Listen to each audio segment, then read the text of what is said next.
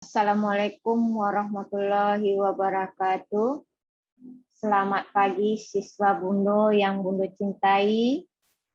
Biarpun Bundo tidak menatap wajahmu, tetapi Bundo selalu berharap kamu mendengarkan apa yang Bundo berikan ilmu di saat mengikuti kegiatan PJJ daring ini. Anak-anak Bundo sekalian semuanya, minggu kemarin kamu telah menerima hasil PTS di semester ganjil ini, yang mana nilai PTS kamu itu adalah benar-benar asli dan tidak ditambah-tambah dengan nilai-nilai yang lainnya. Karena apa? Karena dengan nilai inilah kamu melihat hasil yang sesungguhnya, apakah kalian itu betul-betul belajar ataupun kalian tidak belajar sama sekali. Namun, anak-anak Bundo, dengan adanya nilai tersebut, itu adalah sebagai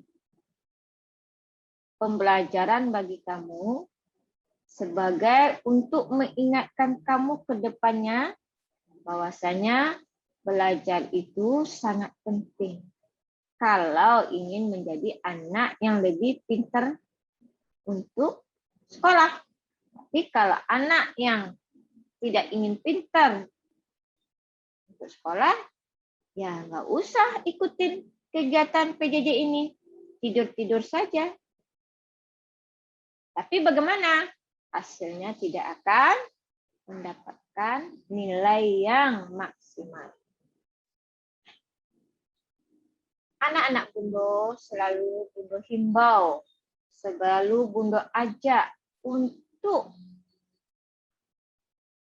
tidak lupa kamu, biarpun kamu di dalam kegiatan daring, namun kamu selalu memakai masker, mencuci tangan, menjaga jarak, dan mematuhi protokol kesehatan yang sudah ada.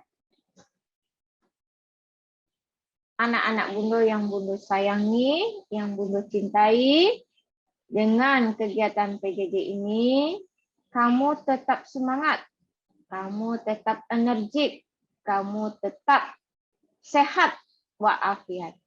Di mana dengan kalau kamu itu dalam keadaan sehat walafiat, insya Allah kamu akan mengikuti PJJ, PPKN, khususnya.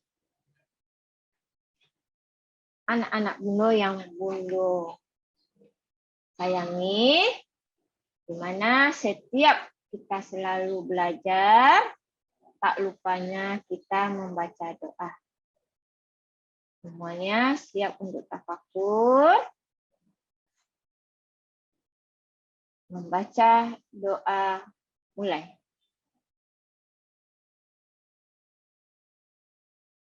Selesai.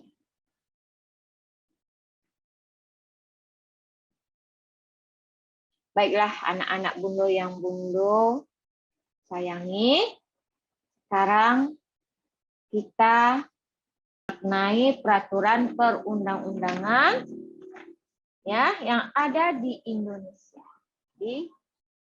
Jadi judul materi kita hari ini adalah memaknai peraturan perundang-undangan yang ada di Indonesia.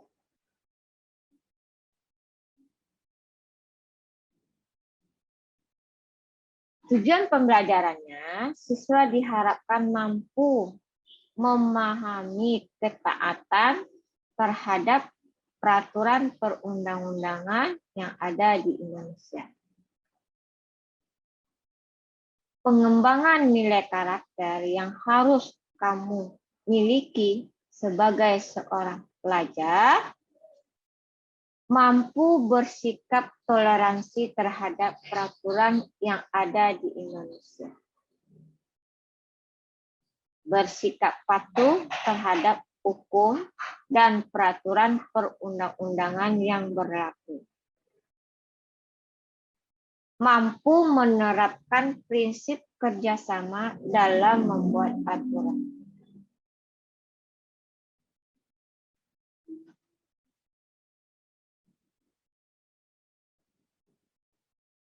Peraturan perundang-undangan berdasarkan Undang-Undang Dasar Negara Republik Indonesia 1945,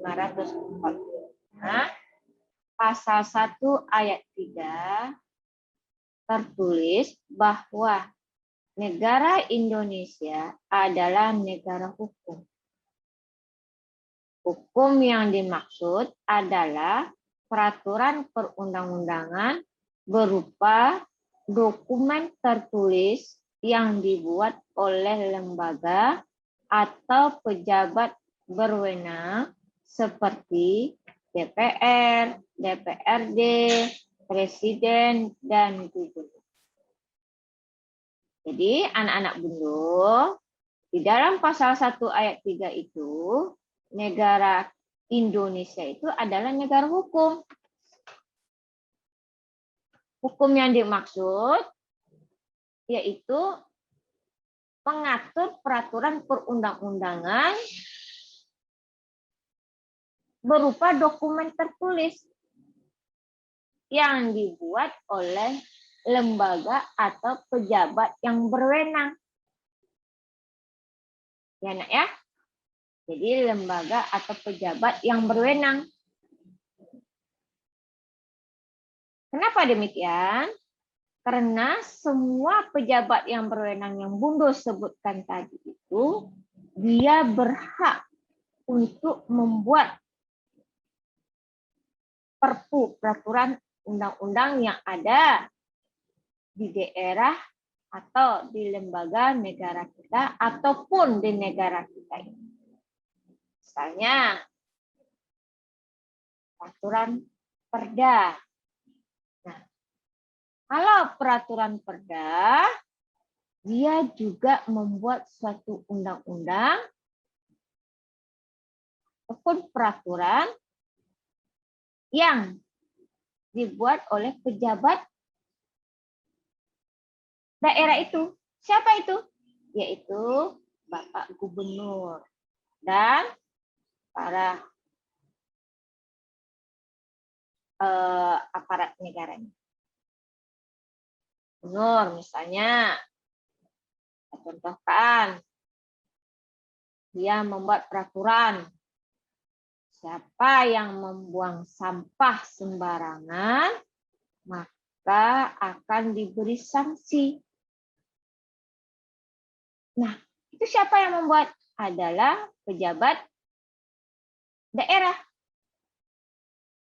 Nah, kalau pejabat daerah telah membuat undang-undangnya, semua warga yang ada di daerah tersebut tidak boleh melanggar. Kalau tidak, akan diberikan sanksi atau hukuman. Seperti didenda ataupun dimasukkan ke dalam penjara. Yang lebih besar lagi, misalnya kita melanggar peraturan perundang-undangan yang dibuat oleh presiden, keputusan presiden. Nah, itu juga harus kita patuhi. Harus kita lakukan. Seperti misalnya aturan presiden. Semua lembaga daerah harus melaksanakan vaksin ataupun membayar pajak, baik itu pajak motor, pajak kendaraan, pajak PBB, dan sebagainya. Itu ada dasarnya. Di mana Kalau warga negara itu melanggar, maka diberikan hukum ataupun sanksi yang sudah ada di dalam undang-undang tersebut. Menurut bagaimana pakar kita, bahwasanya peraturan perundang-undangan adalah setiap putusan tertulis yang dibuat, ditetapkan, dan dikeluarkan oleh lembaga atau pejabat negara yang mempunyai fungsi legislatif sesuai dengan tata cara yang berlaku. Jadi menurut pakar bagaimana, dia mengatakan bahwasanya peraturan perundang-undang itu adalah suatu putusan tertulis. Dibuat, ditetapkan, dikeluarkan oleh lembaga ataupun pejabat negara seperti lembaga legislatif, lembaga eksekutif, dan lembaga yudikatif dengan tata cara yang berlaku. Paham ya anak-anak dulu ya? Jadi semua yang ada di lembaga-lembaga tinggi negara, lembaga-lembaga pemerintahan yang kita kenal tadi, nah di sana akan terlihat undang-undang yang dikeluarkan atau yang kita kenal dengan peraturan perundang-undangan.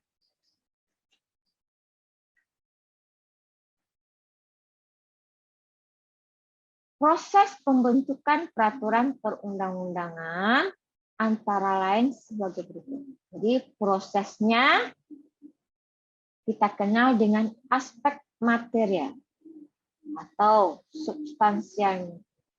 Yang mana aspek material itu aspek yang berkaitan dengan isi dari peraturan perundang-undangan.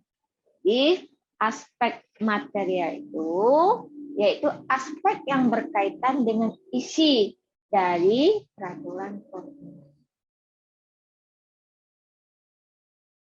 Sedangkan aspek formal yaitu aspek yang berkaitan dengan kegiatan pembentukan peraturan perundang-undangan yang berlaku di suatu negara. Ya, Nak ya, paham ya? Jadi ada dua proses pembentukan peraturan perundang-undangan tersebut. Yang pertama, aspek material atau substansialnya, yang mana aspek yang berkaitan dengan isi dari peraturan tersebut. Sedangkan aspek formal yaitu aspek yang berkaitan dengan kegiatan pembentukannya. Jadi kalau aspek material adalah isinya, sedangkan aspek formal adalah kegiatan pembentukannya dari peraturan perundang-undangan yang berlangsung di suatu negara kita.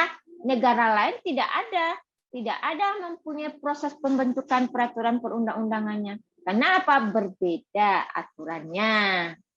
Ini kamu harus paham. Jadi tidak sama dengan negara lain.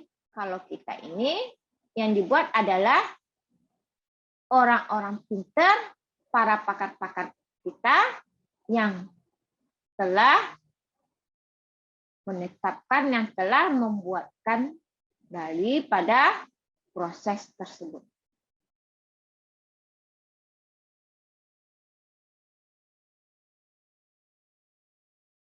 Azas-azas pembentukan peraturan perundang-undangan yang tercantum dalam Undang-Undang Nomor 12 Tahun 2011 tentang pembentukan peraturan perundang-undangan yang terdiri dari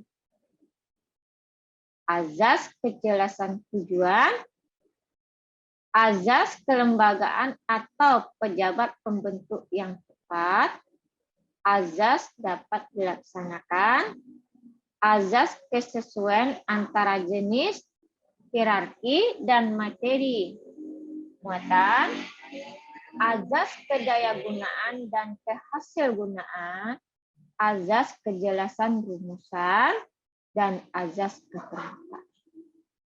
Jadi anak-anak bunda semuanya, di dalam azas-azas pembentukan peraturan perundang-undangan tersebut ada 7 azas yang di dalam Undang-Undang Nomor 12 Tahun 2011. Jadi ada 7 azas di dalam Undang-Undang Nomor 12 Tahun 2011 yang Bung Doh sebutkan tadi. 1 sampai dengan 7. Ya, kamu harus paham itu. Azas-azas dari pembentukan peraturan perundang-undangan ada 7 yang terdapat di dalam Undang-Undang 12 tahun 2011.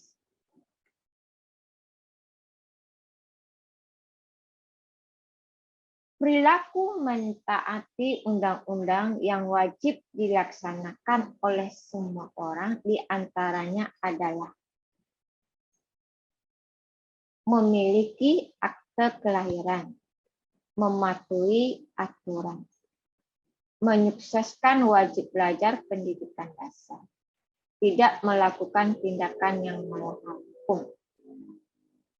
Jadi anak-anak Bun Doh semuanya, Bun Doh mengingatkan para siswa Bun Doh sebagai warga negara, sebagai pelajar, sebagai rakyat, sebagai masyarakat harus taat di mana undang-undang yang wajib. Karena apa? Karena perilaku menaati undang-undang yang wajib dilaksanakan oleh semua orang itu ada 4. Pertama, memiliki akte kelahiran. Sekarang udah tanya sama kalian. Kamu sebagai pelajar mau masuk sekolah SMP, SD, TK, sampai ke perguruan tinggi, itu harus dilampirkan akte kelahiran kamu. Kenapa? Itu adalah bagian dari kita mentaati undang-undang yang wajib kita lakukan, yang wajib kita laksanakan. Jadi penting banget. Kalau ada di antara kalian yang tidak memiliki akte kelahiran, segeralah kamu buat. Segeralah kamu sampaikan kepada orang tua kamu, supaya di saat kamu butuh, ada surat tersebut. Ya nak ya, ingat itu. Misalnya kita selaku warga negara yang baik itu memiliki akte kelahiran. Apalagi kamu seorang pelajar. Sekarang mematuhi aturan. Kalau kamu sebagai pelajar, tentu kamu harus mematuhi pelajaran aturan yang ada di sekolah. Kamu tidak boleh semena-mena melanggar. Karena aturan yang ada di sekolah itu sudah dimufakatkan secara bersama. Baik itu tingkat, kalau misalnya di sekolah kita itu yayasan, dari tingkat yayasan, dari tingkat kepala sekolah, dari tingkat wakil kepala sekolah, dan aparat-aparat yang ada di sekolah tersebut. Itu sudah membuat aturan-aturan yang tidak boleh dilanggar oleh seorang pelajar. Sedangkan kalau kita lihat keluar, misalnya orang tua kamu harus mematuhi aturan yang ada di kampung kamu, yang ada di daerah kelurahan kamu, yang mana dia harus membuat surat domisili, surat keterangan keluarga, atau KTP bagi yang sudah wajib mendapatkan sebagai warga di mana sudah berumur 17 tahun. Jadi dia harus mematuhi aturan tersebut. Kalau kamu masih pelajar, kamu cuma punya kartu pelajar dan itu tidak boleh kamu hilangkan karena itu adalah bagian dari identitas kamu untuk mematuhi aturan yang sudah dibuat oleh lembaga kamu sendiri. Enak ya? Kamu harus paham itu. Karena perilaku mentaat itu salah satunya seperti itu, mematuhi aturan yang ada. Menyukseskan wajib belajar pendidikan dasar. Nah, kamu ini tingkat SMP masih dikatakan wajib belajar pendidikan dasar. Jadi kamu SMP ini masih dikatakan sebagai wajib belajar pendidikan dasar. Jangan kamu berkata, oh saya sudah SMP, sudah begini, begono, dan sebagainya, sudah berani melanggar aturan, sudah tidak patuh dengan aturan yang ada di keluarga kamu, di lingkungan kamu, di sekolah, dan di masyarakat. Tidak melakukan tindakan yang melawan hukum. Ya, nah, kita ambil contohnya. Kalau kamu berada di lingkungan rumah, kamu jangan coba-coba mencari masalah. Karena hukum akan berlaku di lingkungan kamu. Contoh, kamu akan ditegur oleh Pak RT, Pak RW, dan sebagainya. Kalau di sekolah kamu melanggar hukum, kamu melanggar aturan, kamu juga diberi sanksi oleh pihak sekolah. Ya, kamu harus ingat itu. Baiklah anak-anak Bunda sekalian, hanya itu yang bisa Bunda sampaikan kepada kalian, bahwasanya materi dari bab 3 tersebut kamu harus menguasainya dengan cara membaca buku paket dan mengerjakan tugas-tugas yang sudah Bunda berikan, dan nanti akan kelihatan hasilnya.